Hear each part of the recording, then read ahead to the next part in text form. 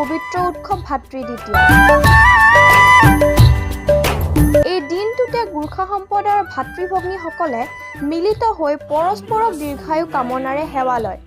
ৰাজ্যৰ বিভিন্ন প্ৰান্তৰ লগতে ডিব্ৰুগড় জিলাৰ মৰাণৰ গোৰ্খা বসতি প্ৰধান অঞ্চলসমূহত পৰম্পৰাগতভাৱে পালন কৰা হৈছে ভাতৃদ্বিতীয়া।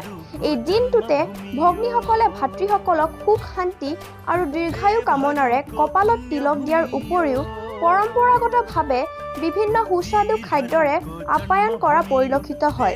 সমান্তৰালভাৱে ভগ্নীসকলকো বিভিন্ন উপহাৰ প্ৰদান কৰাৰ লগতে সেৱা কৰি আৰ্শীদান লয় ভাতৃসকলে।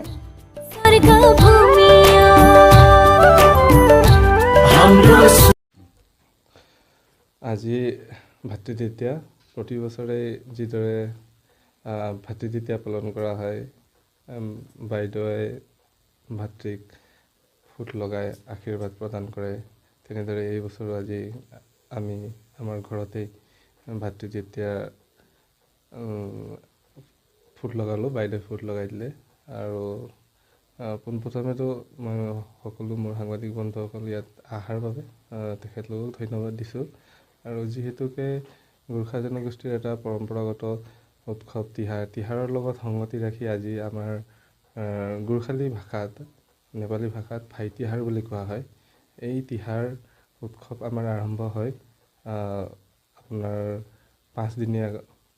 প্ৰথম হয় আপোনাৰ কাউৰী তিহাৰ, যেনেকৈ কাউৰীক বিভিন্ন ধৰণৰ খান পান দি কিনে অপায় অমংগল দূৰ কৰাৰ বাবে কাউৰীক প্ৰথম দিনা কাউৰীৰ তিহাৰ হিচাপে উদযাপন কৰা হয়। তাৰ পিছৰ দিনা আহিলে আপোনাৰ কুকুৰ, যিহেতু আমি জানো যে কুকুৰ এটা এনেকুৱা এটা প্ৰাণী যিয়ে নেকি সত্যৰ লগত থাকি স্বৰ্গত আপোনাৰ যুধিষ্ঠিৰৰ লগত গৈছিলে। তাৰপিছত আপোনাৰ গাই তিহাৰ, তাৰপিছত আপোনাৰ গৰু তিহাৰো উদযাপন কৰা হয় গোৰ্খা জনগোষ্ঠীক। আজি সেই পঞ্চম দিনা হয়, পঞ্চম দিনা এটা ভাইতিহাৰো উদযাপন কৰা হয়। সেই তেনেধৰণে বাইদেউহঁতে আমাক ফুট লগাই আশীৰ্বাদ প্ৰদান কৰে, আমাৰ আশু আৰোগ্যৰ কামনা কৰে, ভাইটিৰ সুখ শান্তি সমৃদ্ধি হওক বুলি বাইদেউসকলে আশীৰ্বাদ দিয়ে।